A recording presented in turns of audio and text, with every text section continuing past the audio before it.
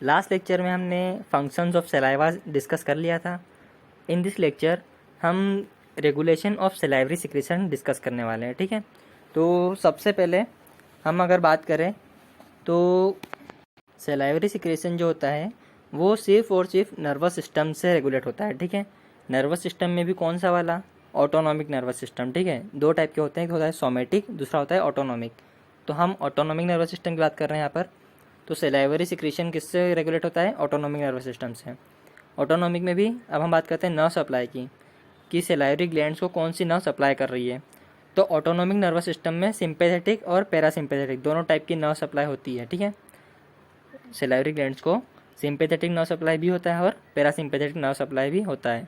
उसके बाद अब इसमें हमें पढ़ना कैसे है? सबसे पहले हम पढ़ेंगे पैरासिम्पैथेटिक फाइबर्स। वो हम सब मैंडिबुलर या फिर सब मैक्सिलरी ग्लैंड, फिर सब लिंगुअल ग्लैंड और उसके बाद पैरोटिड ग्लैंड। पहले तीनों में पैरासिम्पैथेटिक फाइबर्स पढ़ेंगे। ठीक है, पैरासिम्पैथेटिक नर्व सप्लाई, उसके बाद हम पढ़ेंगे सिंपैथेटिक नर्व सप्लाई। ओके, तो हम आगे कंटिन्यू करते हैं। तो हमें इसमें जो मेनली डिस्कस करना है वो है प्री गैंग्लियोनिक फाइबर। दिखा, प्री गैंग्लियोनिक फाइबर। ओके, तो सबसे पहले हमें पढ़ना है इसमें कि ये अराइज कहाँ से हो रहा है। तो ये होता है सुपीरियर सेलाइवेटरी न्यूक्लियस। दिखा सबसे ऊपर हेड पे, ये रहा सुपीरियर सेलाइवेटरी न्यूक्लियस। यहाँ से क्या हो रहा है? अराइज हो रहा है। उसके बाद हम बात करें तो ये किन किन चीज़ों से क्रॉस करके आ रहा है? तो नर्वस इंटरमीडियस ऑफ रिसबर्ग, ठीक है, फिर जेनिकुलेट गैंग्लियन, उसके बाद फेशियल नर्व्स, फिर कोडा टिम्पेनी, इन सबको क्रॉस करते हुए प्री गैंग्लियोनिक फाइबर आ रहा है। ठीक है, उसके बाद और साथ में लिंगुअल नर्व भी होती है। इन सब से पास आउट हुआ, पास थ्रू होके कहाँ पर आया? सब मैक्सिलरी गैंग्लियन के पास आया। उसके बाद यहाँ से प्री गैंग्लियोनिक फाइबर ख़त्म हो जाएगा और स्टार्ट होगा पोस्ट गैंग्लियोनिक फाइबर। ठीक है, ये क्या करेगा? ये जाएगा प्री मैक्सिलरी और सबलिंगुअल ग्लैंड्स को नर्व सप्लाई करेगा। ओके, यहाँ पर वही सब लिखा हुआ है, तो इसको देख लेना एक बार स्क्रीनशॉट लेकर। आगे बढ़ते हैं। Parasympathetic fibres to parotid gland, ये यहाँ पर सब कुछ लिखा हुआ है। मैं इसको आपको डायग्राम के थ्रू समझाता हूँ। ओके, तो आगे चलते हैं। ये डायग्राम है। तो प्री गैंग्लियोनिक फाइबर दिख रहा है सबको? ओके, प्री गैंग्लियोनिक फाइबर होता है जो अराइज कहाँ से होता है? यह अराइज होता है इन्फीरियर सेलाइवेटरी न्यूक्लियस। ठीक है, जो सबसे ऊपर दिख रहा है, ये रहा, दिखा, इन्फीरियर सेलाइवेटरी न्यूक्लियस यहाँ से अराइज हुआ। अब जो इन्फीरियर सेलाइवेटरी न्यूक्लियस है ये कहाँ पर होता है? तो ये जो होता है मेडुला ओब्लोंगेटा। ठीक है, उसके अपर पार्ट में सिचुएटेड होता है। कहाँ पर? इन्फीरियर सेलाइवेटरी न्यूक्लियस जो होता है वो मेडुला ओब्लोंगेटा के अपर पार्ट में सिचुएटेड होता है। ठीक है, अब उसके बाद जो हमारा प्री गैंग्लियोनिक फाइबर है वो आ रहा है कहाँ तक? ओटिक गैंग्लियन तक। कहाँ तक आ रहा है? ओटिक गैंग्लियन तक आ रहा है। तब यहाँ तक आने में कुछ स्ट्रक्चर्स मिल रहे होंगे उसको बीच में। जैसे अगर हम बात करें तो उसको टिम्पेनिक ब्रांच मिल रही है ग्लोसोफेरेंजियल की। ठीक है, सबसे ऊपर लिखा हुआ है ग्लोसोफेरेंजियल फाइबर, ग्लोसोफेरेंजियल नर्व। ठीक है, तो इसे क्या क्या मिल रहा है?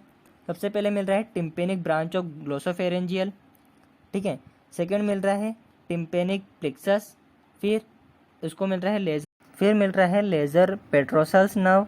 ठीक है, उसके बाद ये कहाँ पर एंड हो रहा है? Otic ganglion. यहाँ तक क्लियर? उसके बाद ओटिक गैंग्लियन से क्या अराइज हुआ? यहाँ से हुआ पोस्ट गैंग्लियोनिक फाइबर। ठीक है, पोस्ट गैंग्लियोनिक फाइबर कहाँ से अराइज हुआ? ओटिक गैंग्लियन से, और इसने नर्व सप्लाई कहाँ पर दिया? पैरोटिड ग्लैंड को। ठीक है, यहाँ तक क्लियर हो गया।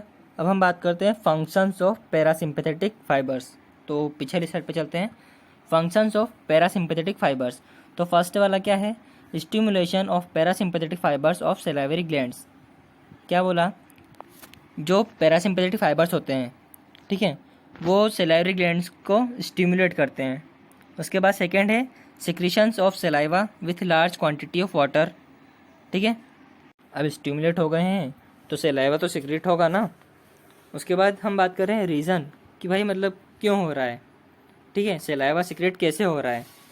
तो जो पैरासिम्पैथेटिक फाइबर्स होते हैं वो एसिनार सेल्स या एसिनस सेल्स को एक्टिवेट करते हैं और जो ब्लड वेसल्स होती हैं उनको डायलेट कर, थोड़ी फैला देते हैं, जिससे क्या होता है?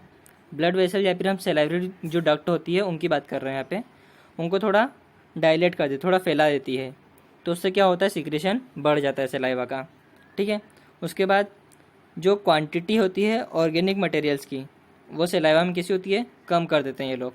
ठीक है, पैरासिम्पैथेटिक फाइबर। उसके बाद करें कि जो पैरासिम्पैथेटिक फाइबर्स है ये किसके थ्रू मैसेज, मतलब मैसेज को पास कर रहे हैं, तो होता है न्यूरोट्रांसमीटर होता है जिसको हम एसिटाइल कोलिन बोलते हैं। ओके, अब बात कर लेते हैं सिंपैथेटिक फाइबर्स की, तो आगे चलते हैं। सिंपैथेटिक फाइबर्स पैरासिम्पैथेटिक के जैसे इसमें भी प्री गैंग्लियोनिक फाइबर होते हैं। ठीक है, तो प्री गैंग्लियोनिक फाइबर होते हैं तो ये अराइज कहाँ से होते हैं, तो जो हमारा स्पाइनल कॉर्ड होता है, ठीक है, स्पाइनल कॉर्ड का जो फर्स्ट और सेकेंड थोरेसिक सेगमेंट जो होता है उसका जो लेटरल हॉर्न होता है वहाँ से अराइज होता है। कौन, प्री गैंग्लियोनिक फाइबर। ठीक है, उसके बाद अब अराइज हो गया तो अब एंड भी होना पड़ेगा। ठीक है, तो अब क्या करता है ये, जो एंटीरियर रूट्स होती है, ठीक है, ये फाइबर एंटीरियर रूट्स के थ्रू जो कॉर्ड होती है ना उसको लीव कर देता है, स्पाइनल कॉर्ड जो होती है उसको लीव कर देता है। और उसके बाद जो सिंपैथेटिक चेन होती है, ठीक है, सिंपैथेटिक चेन का जो सुपीरियर सर्वाइकल गैंग्लियन होता है वहाँ पर एंड हो जाता है। ओके, क्या क्या बोला मैंने ये बोला कि जो फाइबर होता है सिंपैथेटिक फाइबर, ओके, ये कहाँ पे मतलब क्या करता है, तो जो एंटीरियर रूट्स होती है अपने स्पाइनल कॉर्ड की, जो एंटीरियर रूट्स होती है उसके थ्रू स्पाइनल कॉर्ड को लीव कर देता है। ठीक है, और जो सिंपैथेटिक चेन का जो सुपीरियर सर्वाइकल गैंग्लियन होता है वहाँ पर खुद को एंड कर लेता है। अब यहाँ पर प्री गैंग्लियोनिक फाइबर तो ख़त्म हो गया, एंड हो गया है। ठीक है, तो अब सुपीरियर सर्वाइकल गैंग्लियन से पोस्ट गैंग्लियोनिक फाइबर अराइज होगा। ठीक है, और ये सलाइवरी ग्लैंड्स और जो आर्टरीज वगैरह थी सबको नर्व सप्लाई करेगा। किसके थ्रू करेगा, थ्रू नर्व प्लेक्सस। ठीक है, आगे बढ़ते हैं, आगे आते हैं functions of sympathetic nerve fibres. ठीक है, यहाँ पर बात कर लेते हैं हम पैरासिम्पैथेटिक की थोड़ी। तो पैरासिम्पैथेटिक क्या कर रहा था, सलाइवरी सिक्रेशन को बढ़ा रहा था, इंक्रीज कर रहा था। ठीक है, और जो सिंपैथेटिक फाइबर्स होते हैं ये सलाइवरी सिक्रेशन को कम करते हैं। तो कम करने के लिए क्या क्या करना पड़ेगा, तो पहली बात तो जो एक्टिवेट एसिनार सेल थे उनको डीएक्टिवेट करना पड़ेगा, और दूसरी बात जो हमने ब्लड वेसल्स को डायलेट करा, जो फैलाया था, उनको कॉन्स्ट्रिक्ट करना पड़ेगा। ठीक है, तो सिंपैथेटिक फाइबर्स क्या करते हैं, जो एक्टिवेट एसिनार सेल्स थी उनको डीएक्टिवेट कर देंगे, और जो डायलेटेड अपनी ब्लड वेसल्स थी उनको उनका वेजो कॉन्स्ट्रिक्शन कर देंगे। ठीक है, उसके बाद यहाँ पर जो न्यूरोट्रांसमीटर होता है वो होता है नॉर एड्रीनेलिन। ओके, तो यहाँ पर हमारा रेगुलेशन ऑफ सलाइवरी ग्लैंड्स खत्म होता है। आगे हम पढ़ते हैं reflex regulation of salivary secretion. ठीक है, तो आगे बढ़ते हैं reflex regulation of salivary secretion. तो ये भी नर्वस सिस्टम के थ्रू रेगुलेट होता है। अब ये होता है दो टाइप का, पहला होता है अनकंडीशनल रिफ्लेक्स, दूसरा होता है कंडीशनल रिफ्लेक्स। तो हम बात कर ले अगर अनकंडीशनल रिफ्लेक्स की, तो अनकंडीशनल रिफ्लेक्स वो होगा जो बेबी में, बच्चे में इनबॉर्न होता है, मतलब बच्चे को भी सलाइवा सिक्रीशन होता है। ठीक है, और जो बड़े होते हैं उनमें भी होता है। तो ये एक अनकंडीशनल रिफ्लेक्स होता है कि हमने अगर फूड को माउथ में लिया है, इनगल्फ कर रहा है उसे, तो सलाइवा का सिक्रेशन ऑटोमेटिक होने लग जाएगा। ठीक है, हमें कुछ बोलना नहीं पड़ेगा कि भाई सलाइवा सिक्रेशन कराओ, वो अपने आप होता है। ठीक है, तो ये होता है अनकंडीशनल रिफ्लेक्स जो इनबॉर्न होता है। ओके, दूसरा होता है कंडीशनल रिफ्लेक्स। तो कंडीशनल रिफ्लेक्स वो होता है जैसे पानी पूरी खाई आपने तो उसका टेस्ट आपको याद रहेगा। ओके, फिर अगर हम कभी भी पानी पूरी की बात करेंगे तो उसका नाम सुनते ही मतलब सलाइवा का सिक्रेशन स्टार्ट हो जाएगा। तो ये होता है कंडीशनल रिफ्लेक्स कि आपकी कोई पुरानी मेमोरी बनी हुई थी, कोई आपका प्रीवियस एक्सपीरियंस था, उसके थ्रू सलाइवा का सिक्रेशन हो रहा है। ठीक है, तो ये हो गया हमारा कंडीशनल रिफ्लेक्स और अनकंडीशनल रिफ्लेक्स, ये भी हो गया। अब हम आगे बात करते हैं effects of drug and chemicals on salivary secretion. अब भाई साहब, अगर हम ड्रग्स ले रहे हैं, कुछ मेडिसिन ले रहे हैं, तो उनका सलाइवरी सिक्रेशन पे क्या इफ़ेक्ट पड़ेगा। तो कुछ सब्सटेंस होते हैं जो सलाइवा की सिक्रेशन को इंक्रीज़ करते हैं। ठीक है, जिनको हम क्या बोल सकते हैं, इसमें क्या होता है, इसमें सिंपैथेटिक ड्रग्स भी होते हैं और पैरासिम्पैथेटिक ड्रग्स भी होते हैं। ठीक है, तो पहले हम बात करते हैं सिम्पैथोमिमेटिक ड्रग्स। ठीक है, सिम्पैथोमिमेटिक ड्रग्स, तो ये इसमें कौन कौन आ जाएगा, इसमें होगा एड्रीनेलिन और एफेड्रेन। ठीक है, कौन कौन से, एड्रीनेलिन और इफेड्रिन। उसके बाद हम बात करें पैरासिम्पैथोमिमेटिक ड्रग की बात करें तो इसमें कौन कौन आएगा, इसमें एसिटाइलकोलिन हो जाएगा, फिर पिलोकैरपिन हो जाएगा, और फिर इसमें आएगा मस्कैरिन हो जाएगा, फिर फिजोस्टिगमिन हो जाएगा, और लास्ट आ जाएगा हिस्टामिन। ये सारे वो ड्रग हैं जो सलाइवरी सिक्रीशन को इंक्रीज करते हैं। आगे बात करते हैं जो सलाइवरी सिक्रीशन को डिक्रीज करने वाले ड्रग हैं, ठीक है। तो पहला आएगा सिंपैथेटिक डिप्रेसेंट, ठीक है, दूसरा है पैरासिम्पैथेटिक डिप्रेसेंट, और लास्ट आता है एनेस्थेटिक।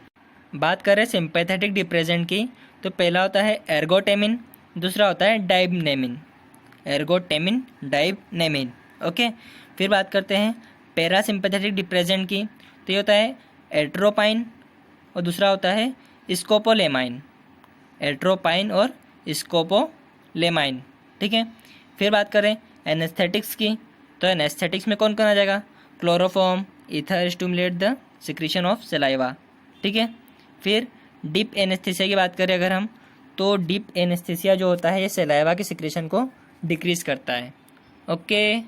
सो आज के लिए इतना काफ़ी है।